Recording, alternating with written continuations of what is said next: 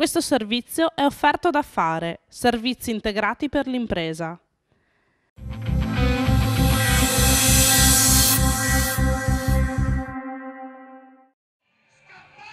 Sabato 4 settembre si è tenuta a Montagnana la rievocazione storica dell'incendio della Rocca degli Alberi, che racconta le gesta di Ezzelino III da Romano. Ezzelino è un omone imponente, ha il physique du rôle del truce tiranno che si fionda alla testa del suo esercito di mercenari sul vallo della città murata. Città che aveva respinto 4 anni prima il suo precedente assedio con una sortita nottetempo di un gruppo di ardimentosi cittadini che avevano incendiato un suo belfredo, una torre di legno per cingere d'assedio le città murate. Quella notte aveva rischiato di morire fra le fiamme e fuggendo aveva ruggito: verrà il giorno in cui i vivi invidieranno i morti. Quel giorno è arrivato, 4 anni dopo.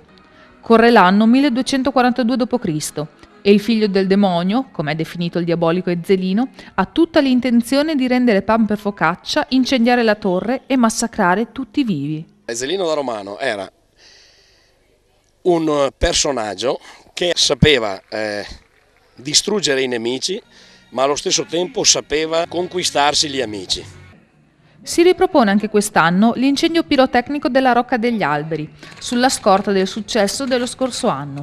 Lo spettacolo tradizionalmente si svolgeva dopo il Palio, ma secondo Borin ciò non era corretto, dal punto di vista prettamente storico perché l'incendio precedeva la festa, e da quello contingente perché la piazza di Montagnana si svuotava, restituendo l'impressione di grande tristezza.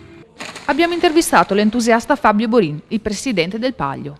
È stata veramente una sorpresa, anzi una conferma direi, delle prime esperienze dello scorso anno. Io ci tenevo molto a questa serata, ho diviso le due cose.